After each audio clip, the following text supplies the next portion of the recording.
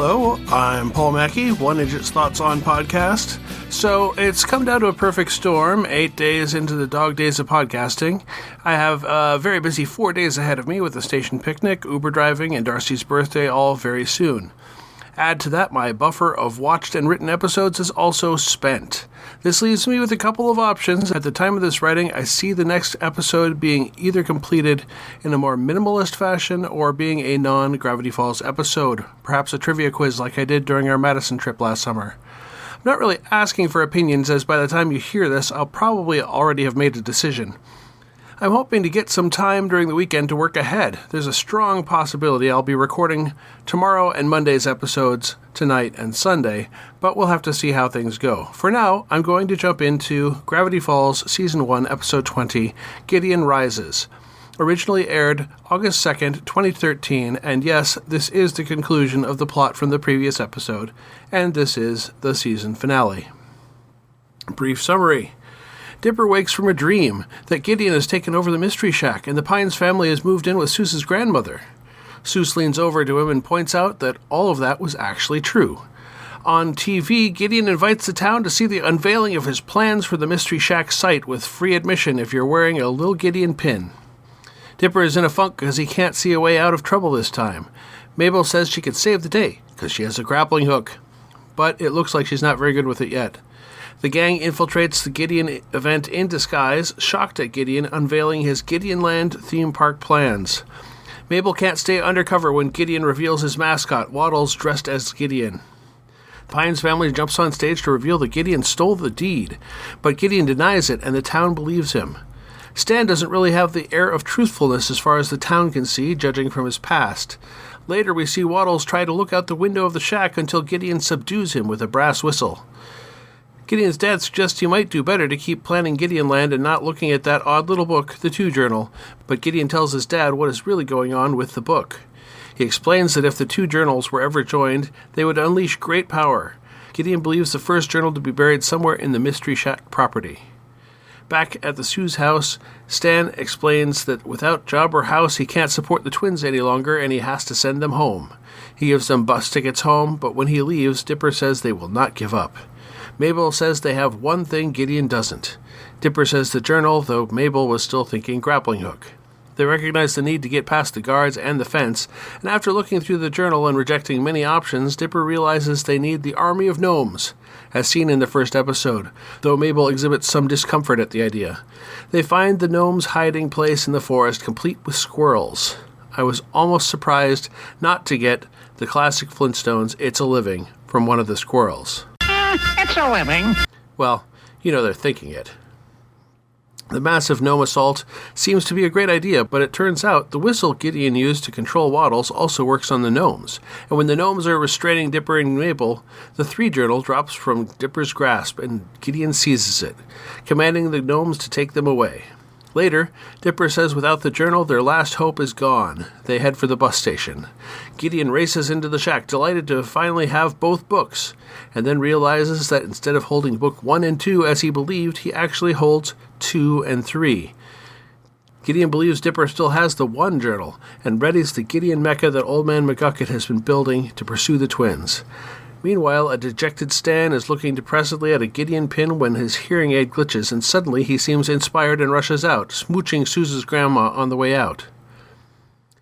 Gideon steers his mecha to chase the bus with the twins aboard. Dipper sees it approaching and tells the bus driver, who turns out to actually be Seuss. They are all trapped by the mecha, and Gideon grabs Mabel. Dipper jumps down and gets into the mecha, grappling with Gideon and eventually prevailing in the fight. Mabel, Dipper, and Gideon in the mecha fall into the gorge, but Dipper and Mabel are saved by her grappling hook. In the ruins of the mecha, Gideon claims the twins assaulted him, but Stan arrives and reveals the Gideon pins were actually all secret cameras, and Gideon had used the cameras to spy and get information he later claimed to have gained from psychic abilities. Gideon, having been outed as a fraud, is arrested and led away. Stan retakes the deed to the shack, and Stan, Mabel, Seuss, and Wendy fix up the damage from the partial demolition. As they all unwind afterwards, Dipper decides to show the 3 Journal to Stan, who laughs at the book and walks away with it.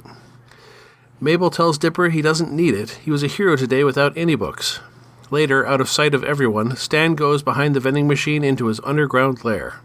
He opens a cabinet, pulls out a one journal, and places it on the desk, saying, "Finally, I have them all."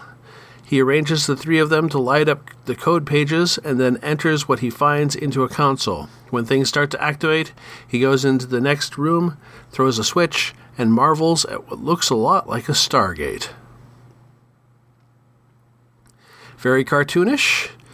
This time, pretty much everything with the gnomes. And is that okay? Trouser-stored squirrel friends. Yeah, that's it. I'm not going to elaborate. And my favorite line. Okay, what can we use to defeat Gideon? Let's see. Barf fairy? Yeah! Nope. Butternut squash with a human face and emotions? Yeah! Nope. All right, who is? Season finale seems like it's a time for a really heavy hitter bio, but I kind of already took care of most of those. And due to my schedule the next few days, I'm going to go ahead and give Who Is a rest. I'm pretty much certain it will return sometime next week. So what worked? It all worked really well, complete with an all hope is lost point before the big action sequence to wrap everything up. I thought it was especially surprising that instead of the heroes having a big rallying moment and going off to save the day, the heroes actually gave up and got on a bus out of town, and it was only the villain's greed that initiated the action sequence and resulted in a comeuppance. The final reveal of Stan's secret hideout and that he knew all about the journals with a plan for them was great, and I loved that it was saved for the very last scene to lead into Season 2. I don't really expect Season 2, Episode 1 to carry on directly from that moment, though. What didn't work? Well, I like Gideon okay, but he doesn't seem like a series-long big bad. Hopefully he'll be relegated to the background or even forgotten during Season 2. Things to ponder. Well, there's a lot to ponder. I don't really know if I have time to go into it all. The whole episode is something to ponder, and the Stargate, or whatever it is definitely part of that. So next time is Gravity Falls Season 2, Episode 1, Scary Okie, the Season 2 premiere. Happy hunting! You've been listening to the One Idjit's Thoughts On podcast, produced by Paul Mackey in association with Nimlas Studios. Any short clips of audio from shows is included under fair use for commentary purposes, and copyright for that content remains with its original copyright holders. The theme song is Too Good by Jack Mangan and is used by his generous permission. One Idjit's Thoughts is produced under a Creative Commons Attribution, Non-Commercial, No Derivatives 4.0 international license. You can find more episodes of this podcast and many other fine podcasts at nimlas.org. You can contact me by emailing idjitcastpodcast@gmail.com or commenting on episodes at nimlas.org.